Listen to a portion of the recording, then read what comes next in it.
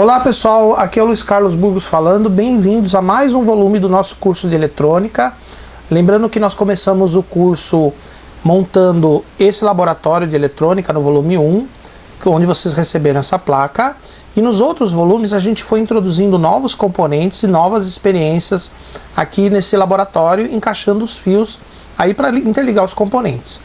Então hoje nós vamos começar com o volume 15.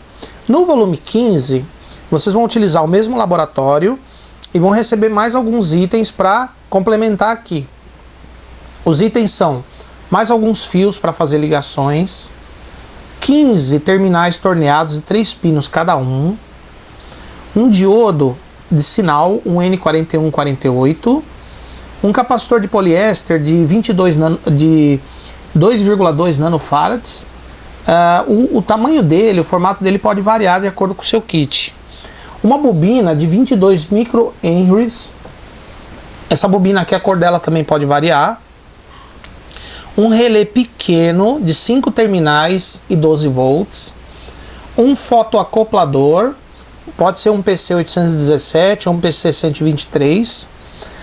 Um transistor MOSFET, um IRFZ44N.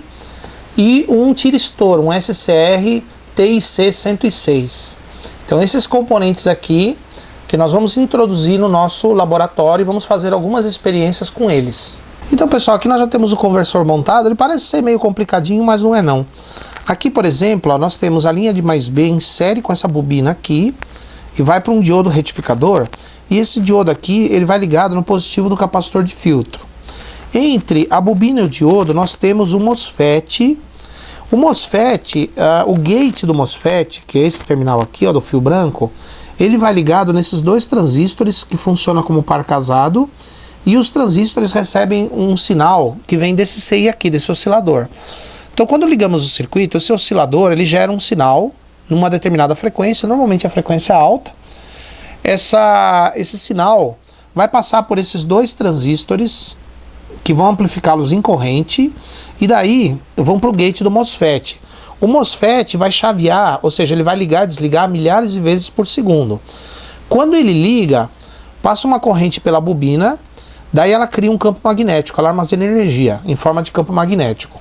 Quando o MOSFET corta, a energia armazenada na bobina se soma com a tensão da linha de mais B, passa pelo diodo e vai carregar esse capacitor de filtro aqui com uma tensão maior do que a da linha de mais B. A linha de mais B é 9 volts, mais a energia guardada nessa bobina no instante que o transistor conduz. O transistor conduz, a bobina guarda energia. Quando o transistor corta, é que a energia é transferida para lá. A tensão nesse capacitor vai ficar acima de 9 volts, pode ser 12, 15, 18, 20, depende da frequência do oscilador, depende da frequência que o oscilador vai trabalhar. Então aqui nós colocamos na saída da fonte, que é a saída desse diodo aqui, ó, um potenciômetro em série com o resistor que vai alimentar o LED. Nós vamos medir a tensão agora para ver qual é o valor da tensão que esse circuito produziu para alimentar esse LED. Aqui ó, o circuito funcionando. Vamos ver a tensão de alimentação. Aqui ó. Aqui é a tensão da placa, que é em torno de 8 volts, por aí, não chega a 9 volts.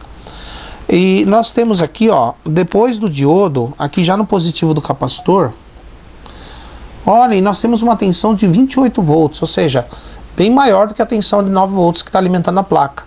Essa tensão foi gerada pela soma da tensão da placa com a energia armazenada nessa bobina aqui. Então esse é o princípio das fontes chaveadas.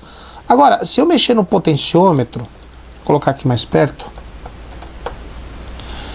Se eu mexer no potenciômetro, claro, eu vou alterar o brilho do LED, mas observem como a tensão varia também, a tensão na saída da fonte, tá vendo? Ó?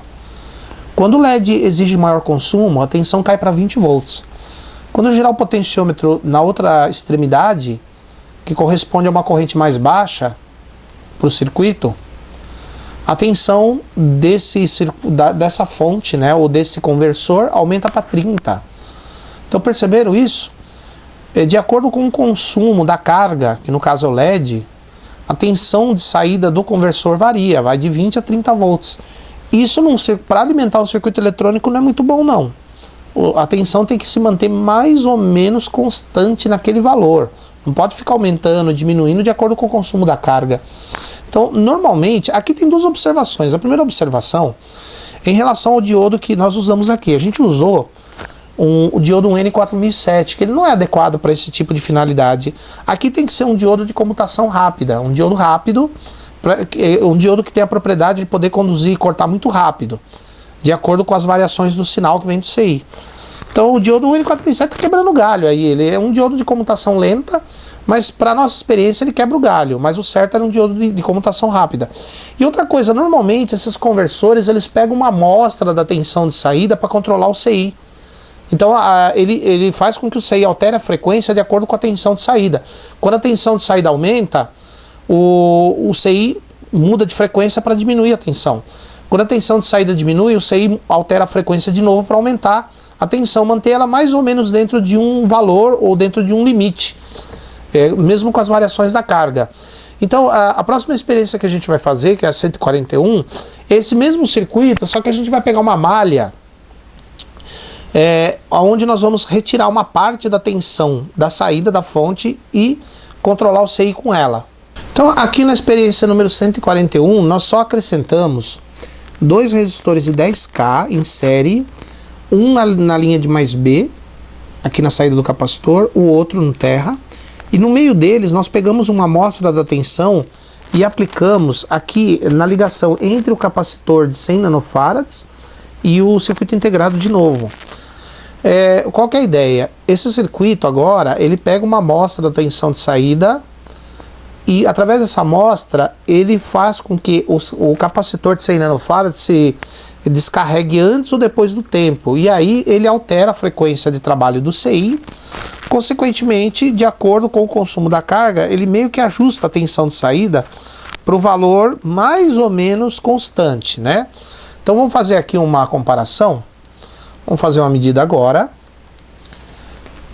vamos lá, com o multímetro, aqui na linha de mais B, mais ou menos a mesma tensão, em torno de 8 ou 9 volts. Agora no capacitor, que é a linha de mais B, olha, a tensão diminuiu. Agora nós temos em torno de 14 volts. Agora detalhe importante, olha só o que acontece. Quando eu giro o potenciômetro, ou seja, eu altero o consumo da carga, olha como a tensão varia muito pouco, ela varia 1 volt só. Ela varia de 14 para 15 volts. Ou seja, esse circuito é muito mais estável do que aquele outro. Lembra aquele outro lá? A tensão variava em 10 volts, esse aqui 1 volt só. Claro, porque essa estabilização ainda não está perfeita, mas já temos um circuito melhor, com uma estabilidade melhor em relação às variações de consumo da carga. Tá vendo que a tensão não varia muito, tá? Então é assim que funciona. Os conversores DC-DC, eles têm um circuito oscilante, CI, normalmente, um chaveador MOSFET, uma bobina para armazenar energia, diodo para captar a energia da bobina e somar com a tensão, um capacitor de filtragem e um circuito que pega uma amostra da tensão de saída e controla a oscilação do CI para manter a tensão de saída mais ou menos constante, independente do consumo da carga ou da tensão de entrada. Então vocês viram aí como é que funciona o conversor DC-DC Step Up, ou seja, aquele que aumenta a tensão, ele pega a tensão de 9 volts, nesse caso aqui ele aumentou para 14, em torno de 14 a 15 volts.